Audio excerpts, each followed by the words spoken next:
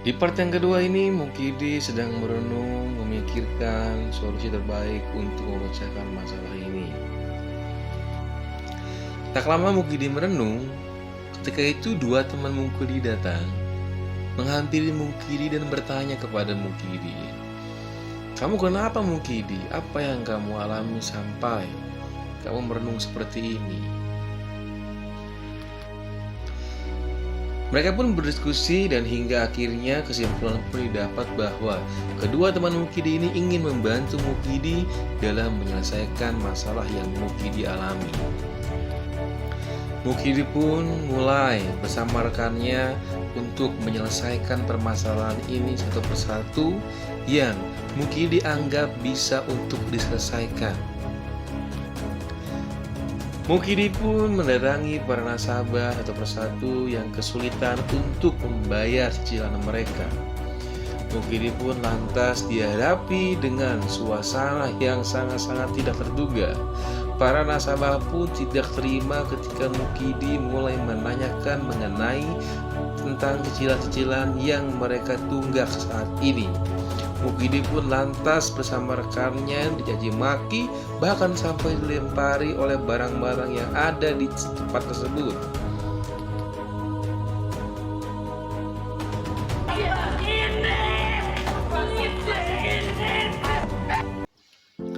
Di suasana lain, istri Mukidi ternyata juga memberikan motivasi lebih terhadap Mukidi dengan cara membantu Mukidi untuk menghadapi dan mendatangi para nasabah yang mempunyai cicilan tunggakan yang sangat-sangat banyak.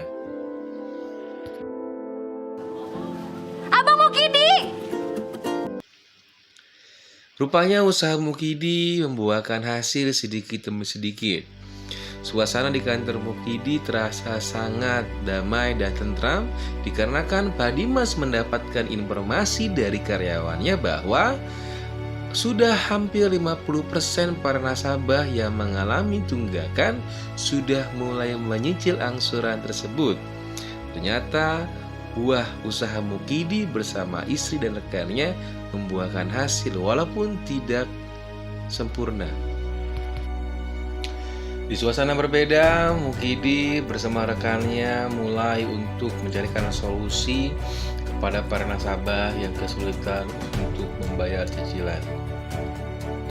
Ada satu momen nasabah yang ia berjanji akan melunasi utang-utangnya jika Mukidi dan rekannya mau membantu ia untuk melancarkan proses lamaran pria ini untuk sukses diterima oleh bapak dari pasangannya.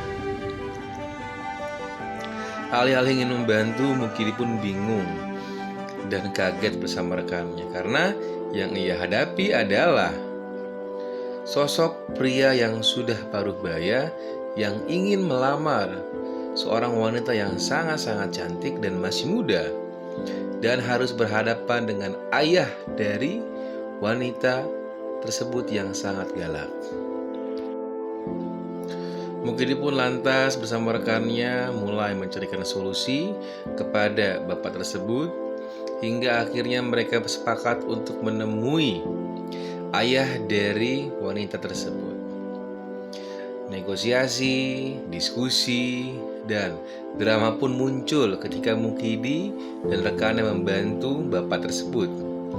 Akhirnya dengan berbagai macam cara pendekatan yang dilakukan oleh Mukidi bersama rekannya, serta bagaimanapun caranya melunakkan hati dari si ayah wanita tersebut, akhirnya bapak tersebut merestui perkawinan putrinya dengan laki-laki paruh baya tersebut.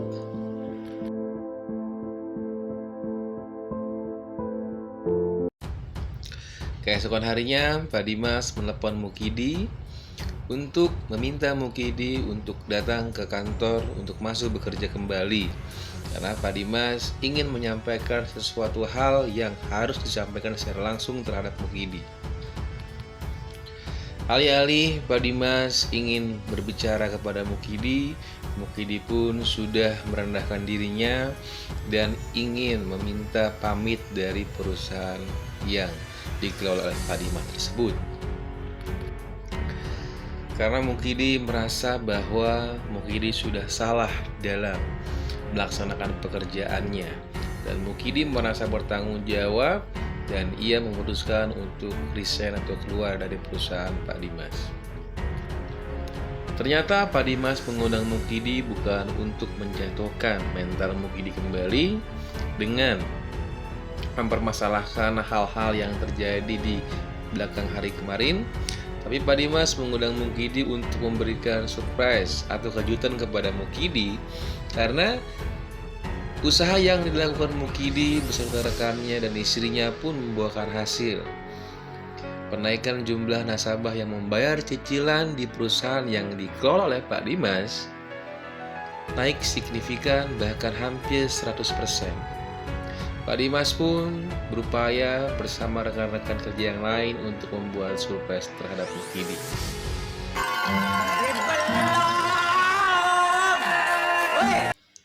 Ketika Mukidi diberikan surprise oleh Pak Dimas bersama rekan-rekannya,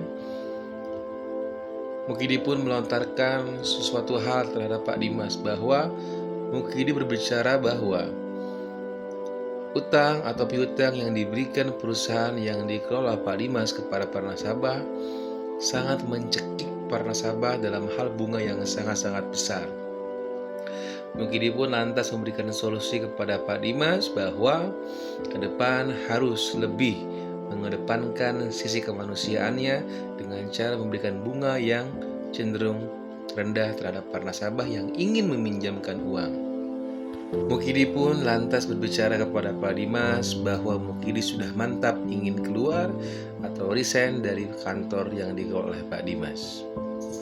Pak Dimas pun bersama rekannya menyayangkan keputusan dari Mukidi. Ketika sampai rumah, Mukidi berbicara kepada istrinya bahwa ia sudah resign dari pekerjaannya. Istri Mukidi pun menerima keputusan yang dikeluarkan atau yang diambil oleh Mukidi, seraya untuk memberikan terus motivasi kepada Mukidi, sang suami tercintanya. Beberapa saat kemudian, tiba-tiba ada tamu datang ke rumah Mukidi. Ternyata tamu tersebut adalah Pak Dimas. Pak Dimas ternyata kagum dengan sosok Mukidi sampai ia memutuskan untuk ke rumah Mukidi.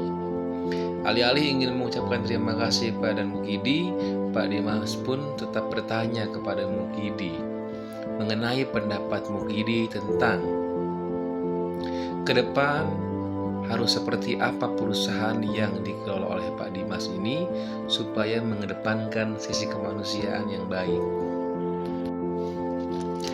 Diskusi pun mereka lakukan sampai Pak Dimas pun tercengang dengan solusi ataupun ide pemikiran Mukidi yang diutarakan kepada Pak Dimas.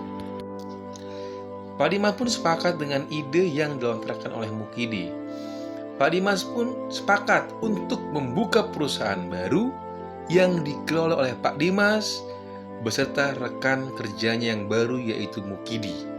Jadi mereka akan membuka perusahaan baru, perusahaan peminjaman modal kepada para nasabah yang ingin membuka usaha dengan mengedepankan sisi kemanusiaan.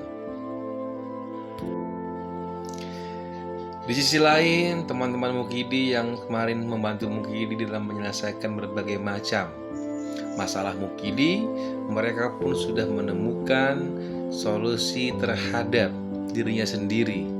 Mereka sudah bekerja di tempat yang mereka inginkan selama ini. Satunya menjadi PNS dan satunya menjadi pengangguran seumur hidup. Terima kasih.